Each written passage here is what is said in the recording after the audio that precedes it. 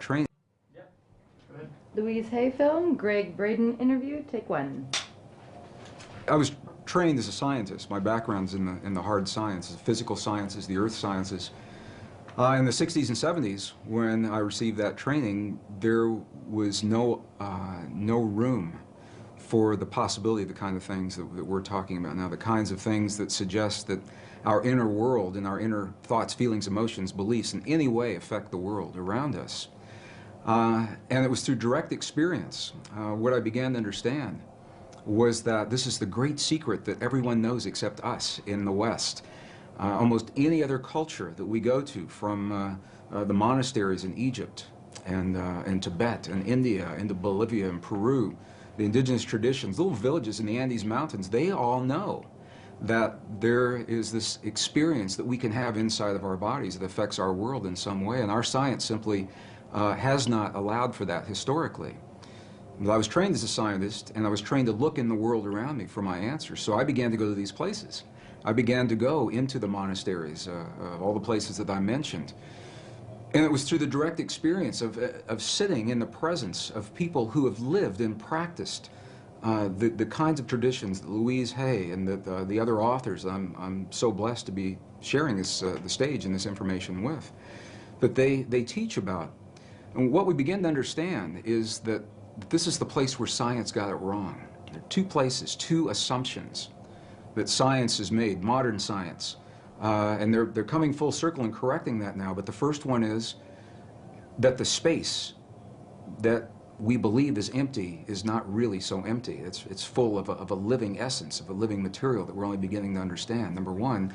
And number two, the fact, and it is a fact now, that we may have experiences inside of our bodies that influence the world beyond our bodies through the conduit of what's in this space.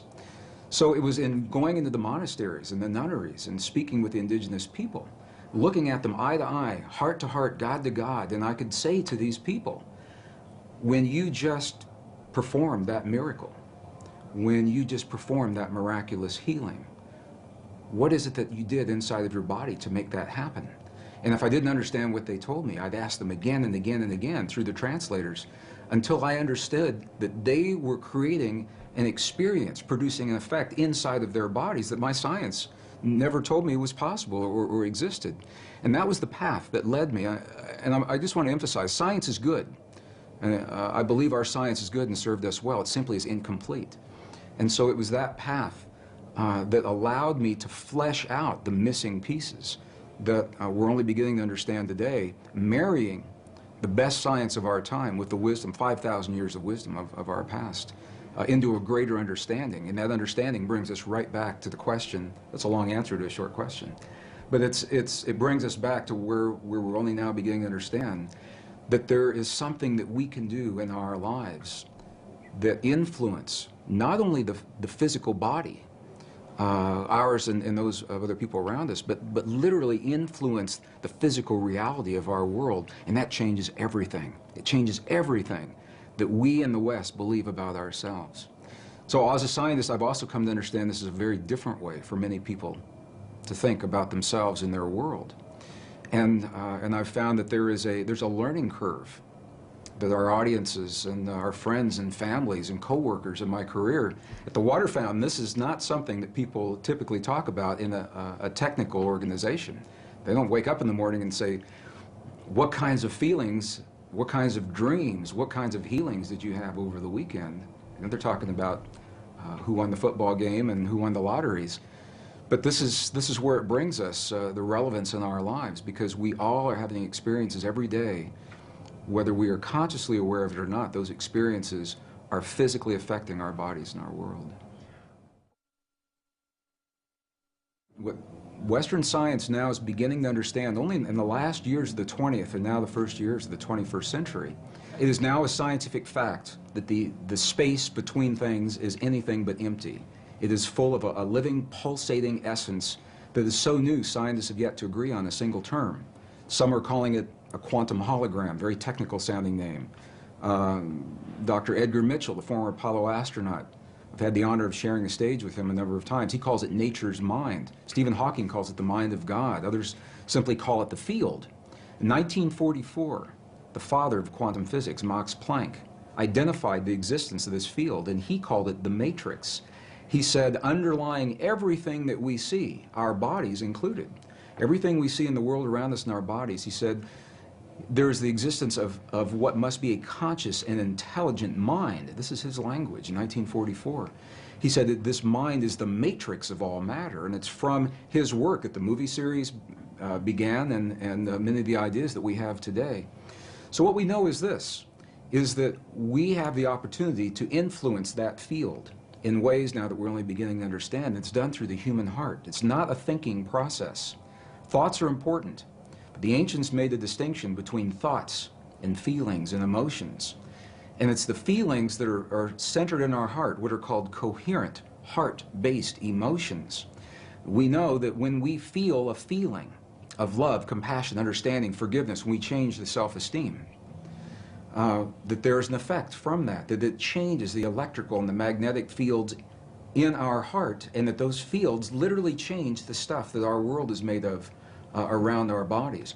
Our hearts are the strongest magnetic field in our bodies, and our hearts are the strongest electrical field in our bodies, much more so than the brain. While the brain does create those kinds of fields, the heart is many times stronger. And what the science now is showing is that when you can change the field that the atom is in, you change the atom, and we're made of those atoms. So when we have feelings in our hearts, we're changing the field that connects the stuff everything is made of, and we literally are altering our physical reality in ways that sound miraculous in Western science. But again, this is the great secret everyone knows except us, because Western science has only arrived at this understanding. You go to these ancient and indigenous traditions and cultures, it's where they begin. They begin with the understanding, sure, everything's connected, and sure, we're part of it. And then they take us one step further and they say, here, I'll show you. I'll show you how to create the effects in your body so that you can heal your body and you can heal the bodies of others. You can change your self-esteem and your body will mirror that change. It doesn't have to be a long, slow, drawn-out process. It can happen very, very quickly. It can happen in a matter of minutes. We have video documentation from medicineless hospitals in Beijing, China, for example, where they understand these practices and they've employed them for several thousand years. And we can look into the body of a living woman with a cancerous tumor that Western science says is inoperable. And then we can watch as three practitioners that understand the language of human emotion. They create the feeling in their bodies. They're not looking at that tumor as an illness. They see that woman as whole, healthy, vital, completely enabled, fully capacitated. And as they feel that feeling strongly among themselves, her physical body mirrors that. And we can see it through sonograms. We can see that tumor disappear in less than 3 minutes. And that's how quickly reality can change. And this is where the disconnect comes in with Western science.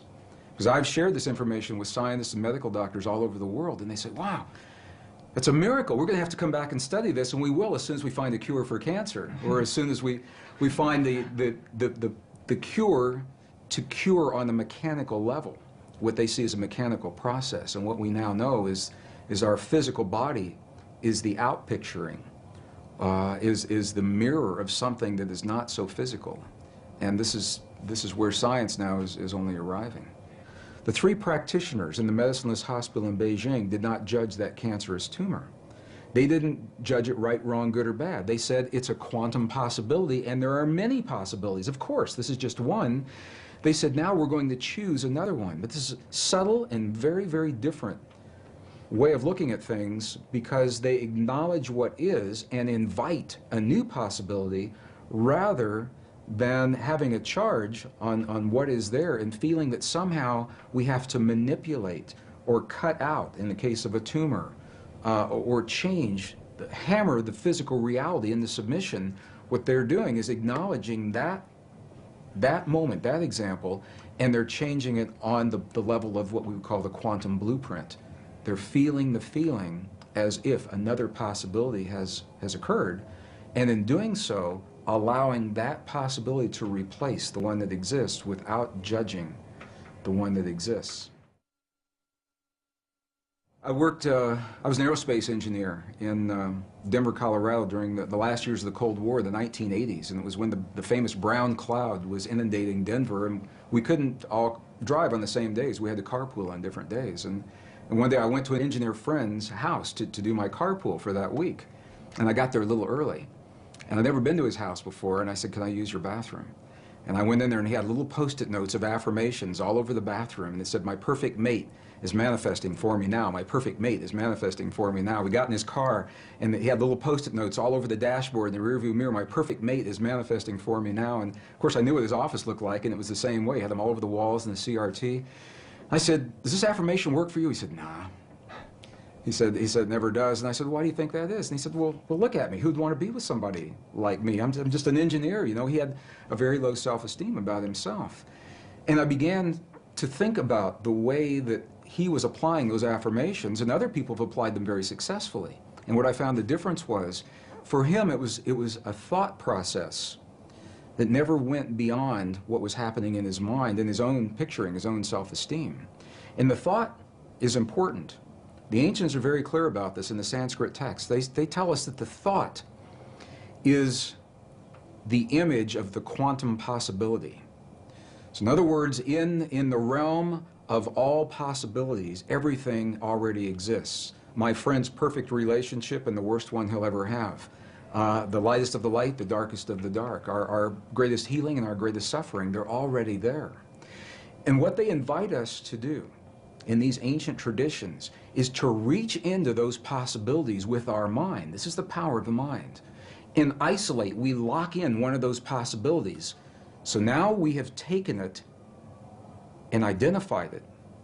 However, to bring it into this world, to breathe life into that possibility, is the power of human emotion, our love for that possibility, or our fear of that possibility. Either one will work.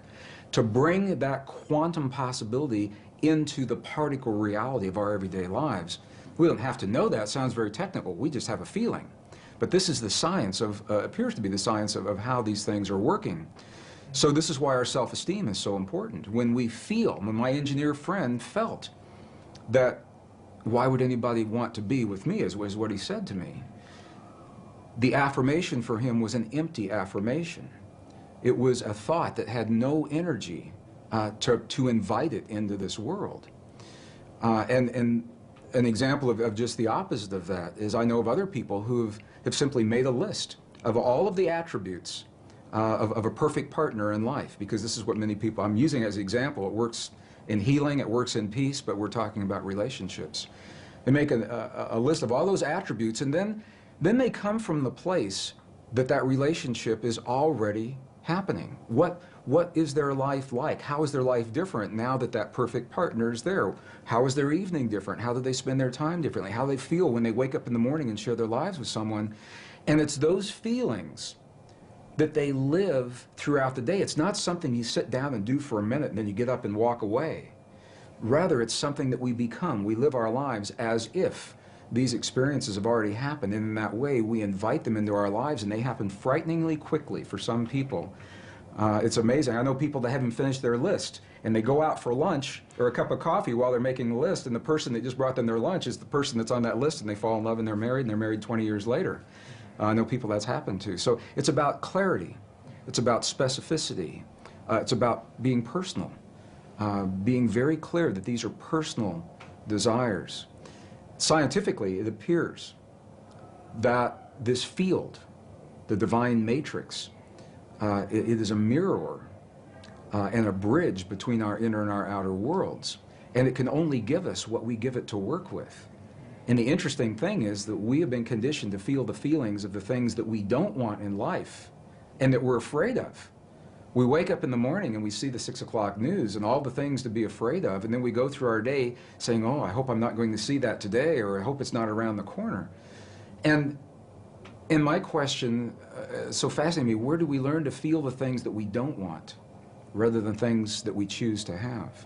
And how would our lives be different if we could cut through all of the static and simply choose in our lives what we would like each moment of each day, or our relationships, or our abundance, or our careers, or the peace in our families to look like? What would our lives look like if we could do that? And there's very good scientific evidence showing precisely what our lives would look like because we would very quickly experience everything that we've created.